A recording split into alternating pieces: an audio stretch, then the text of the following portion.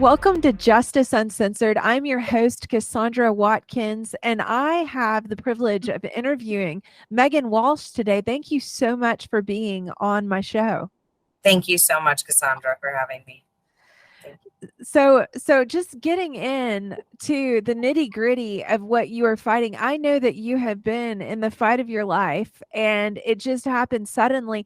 Um, I would assume that many of my viewers don't know your beginning. So if you could share even your background, who your family was, and how all of this started. Absolutely.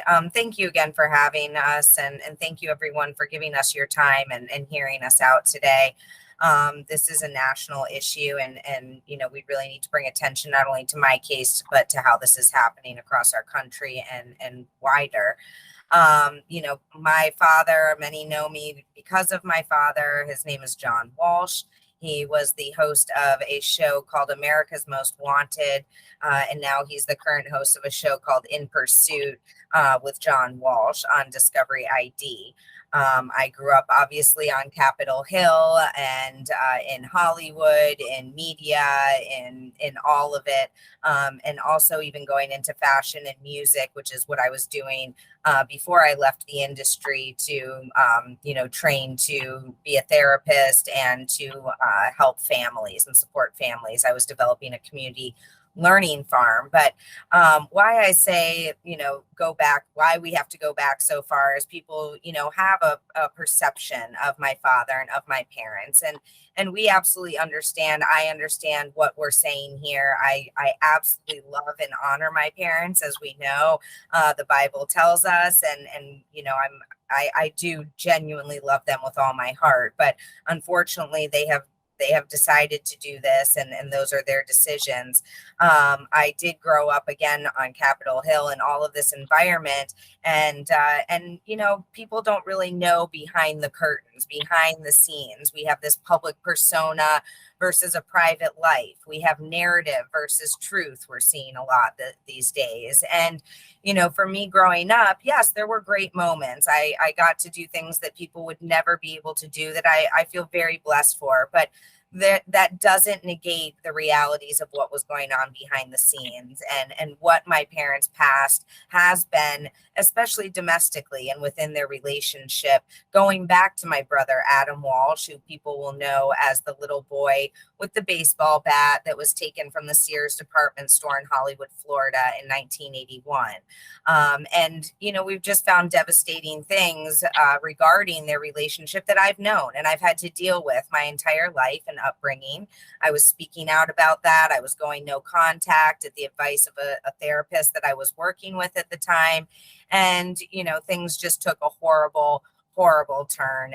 And overall, our system, I was already an advocate speaking out against the corruption within our CPS and family court system. And then to just see that my children were given to these people with this past and with claims and evidence of abuse prior is it's just devastating to us. It's horrific. I am so sorry that you went through that. And that was a question I was going to ask, is if you did experience abuse in your home as a child from your family, and with your children, the horrible thing. So I guess we should get into that. So they just took your children away without cause. And Yes. how can they do that? Well, unfortunately, these days it is a systemic issue, as many of us know now, and many are speaking out and have been speaking out a lot about. And, unfortunately, nowadays you could get mad at your neighbor. You could have a tiff at work. I mean, it could be any variable. You can even make an anonymous call and they will come and take your children, and it affects the rest of your lives. And this just is not just focused on our children. This is supposed to be focused on our families, on supporting families, not breaking our children and breaking our parents and tearing our families apart across this nation for profit. And I was I did look into your story more before I brought you on, and I was seeing that there is corruption clearly operating through the local sheriff's department, and I shared a little before we got on this call. I know about that. My stepdad was charged with child abuse, which was mild compared to what he was doing, but conveniently those charges were dropped because of corruption in this small town. And anyways, and so this has actually been my driving force. This is why we have Justice Uncensored today, because I want to shed light on these issues and talk about the embedded corruption and the fact that people with money and influence seem to be able to get away with just about anything, and there doesn't seem to be any kind of ramifications. And then it's just complete abuse of power, and it's horrible. And so as you have walked through all of this, how have you been able to endure your kids being stripped from you? Well, Cassandra, we're all here going to know that my first and foremost answer is going to be God. You know, without God, without our Lord Jesus, I would not be able to make it through. I would not have the peace and the strength. But what he's given me is the truth. And I know the truth, and it hasn't changed, and it will never change. So I have to keep fighting. I have to stay strong for my children and for all the children that are involved in this system, and parents fighting out. I mean, it is time. This can't happen anymore. It cannot. I agree. So tell me, what are the allegations against you? Well, Christy, we do have them laid out. Christy Tasker is helping and is on the team behind me at this point, and is a wonderful, wonderful woman, helping with PR, helping with the logistics of the case that we have here today, as well as Hollis Mendel. So I want to thank them for being behind me and supporting us, as well as the public. You know, that's really what's kept us going, you know, and kept me going and able to fight for my children as well as everyone else's. So, Christy, did you want to go over the allegations or plenty up regarding that? And then I'm more than happy to address anything. You know? So, Cassandra, thank you very much for having Meghan on. I really appreciate it. And I just want you to know that it is very important what's here. And as much as Meghan doesn't need me to read these allegations, it's when you hear them, I think you'll kind of understand how heartbreaking it is when you've lost 4 children based on the allegations set forth. It is alarming. And every parent in America, whether you're a mom or dad, or even a grandparent, you should be, it literally, every time I read these, I get like chills all over my entire body. So I hope that the audience will kind of put themselves in the shoes of the case and really what's happened here. Because even after watching Meghan's early interviews, before I actually reached out to Penny L.A. Shepherd to say, you know, to let her know that I could help Meghan, you know, the Lord had shown me that I was going to help Meghan find an attorney. I had no idea how I was going to help Meghan find an attorney. It was not the way that I had intended. Let's put it that way. And so that's another story. But I want everybody to understand that I didn't even know what these allegations were specifically until about a week and a half ago. And when I read them, I felt like I was reading a novel and a joke, if you will. But then I realized this is not a joke. This is the life that Meghan is living at this very moment. So Meghan, is it okay if I just go on through and start with the petition for parenting? Yeah, Christy, and you know, I want to let the audience know as well something that's very important, Cassandra, for a second before we go into that. You know, we have to realize that they filed for a, you know, after I started going no contact and everything, they got very bizarre. Their behavior became more abusive, as we know, in these types of, you know, situations. And they actually, the methodology that they use to do this is just very alarming. They filed in a family court case, targeting my daughter, focusing on my daughter, having gone to the father who's been local in town for 9 years and could have just called me and said he wanted a part of his daughter's life. But instead they went behind our back and took DNA without our knowledge or consent, did a a lab test that could not be used, permissible and not permissible in court, to start the family case.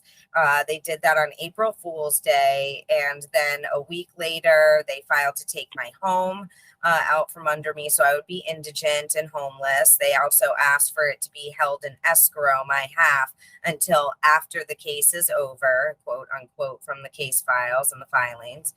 And then they, 2 weeks later or so, ambushed in a day to take my children, took them, and then the next day called animal control to anonymously have my animals taken, and then had me falsely arrested the day before the trial for my children, applying for an automatic jail transfer so that I would have to show up in court in shackles and a jumpsuit, through the sheriff working with my father, and my first night ever in jail, and so that I would have a criminal record. Of course, that was dropped, and I think that should really alarm people, just in that short brief of how this has all kind of transpired, if you will. So I think that's important before we get into the allegations. But thank you, Christy. Go ahead. No, and there's one thing, Meghan, that I think that you're also forgetting about the FBI cars or the black marked cars that were that basically tried to serve you with papers with some of these petitions, right? Or something.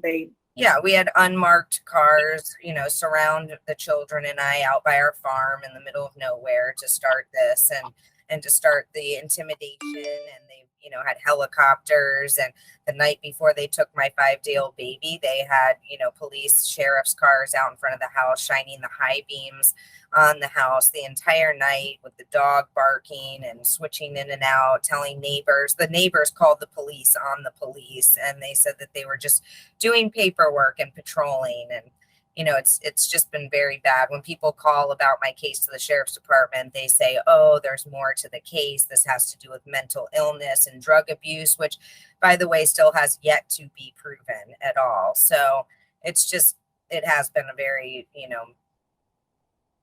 I'm speechless, ladies. Sorry. Go ahead, Christy.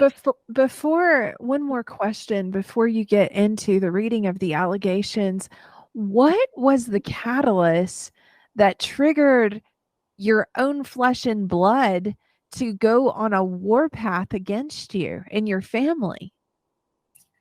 Yeah, Cassandra. I mean, unfortunately, there's several reasons. It's not just one, but I think that a lot of it had to do with me looking into my brother's case, Adam's case, and realizing what the reality of my parents were and are, in correlation with my experience with their abuse, and understanding what that is, and actually having, they've shot me since I was 8 years old to try and get a diagnosis on me, and they have yet to acquire that, if you will. And again, I was working with a therapist. I've been trained and gone into that avenue because of my own experiences in the past. So I think that made them very nervous. Thanksgiving, I went to their home 2 years ago, and they started filming and saying this bizarre script of, you need help, your children are terrified. I said, what are you all doing? And that's when my mom proceeded, when I went to go get the phone out of her hand from filming me, she proceeded to drag me, yank me by the back of my hair, bloody my nose where I am healing basal cell carcinoma, skin cancer, for those wondering. Please look into it. I'm using Rick Simpson oil.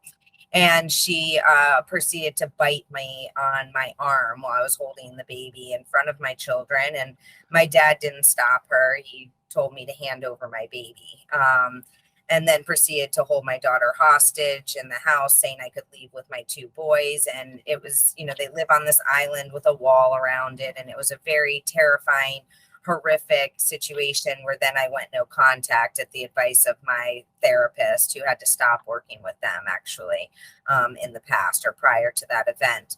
So from there, my dad started calling and saying, let us have your daughter, overnight. And why are you doing this? Showing up, banging on all the doors and windows. We were trying to create boundaries and let them know that this was not okay. And it was hurting my children and my family. It was affecting us, and they were alienating me and my children, which is what they're doing now to an extreme, and being aided and enabled by our government. And our taxpayer dollars, like is happening all over this country. So for that, you know, asking the questions about my brother, going no contact and speaking up about the abuse, asking questions about the National Center for Missing Exploited Children, and you know, again, I was simply asking questions. And for someone that has nothing to hide or is a crime fighter and, you know, protects children, you would think that he would be proud, or that they would be excited about something like that, or at least just have a conversation with me about it if there's nothing going on, not take my children and my life and try to bury me alive and discredit me and God only knows what else.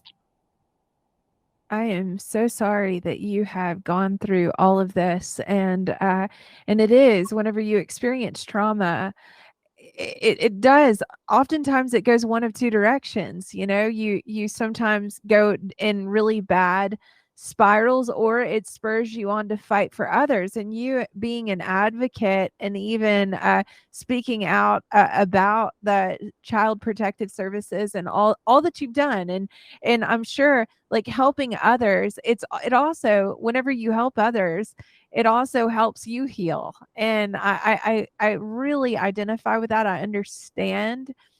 And I definitely pray that everything that needs to be uncovered, it sounds like there's a lot that's been hidden and swept over, and there's a whole lot of truth that needs to come out. And I believe it sounds like maybe even justice for your little brother. So Amen, Cassandra.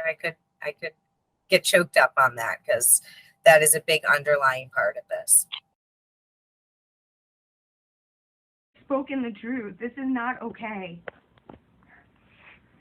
Please work with us. You can come over right now and we can make arrangements. This baby needs to stay with me or be with people that I know. We can. But right now that baby has to go with DCF.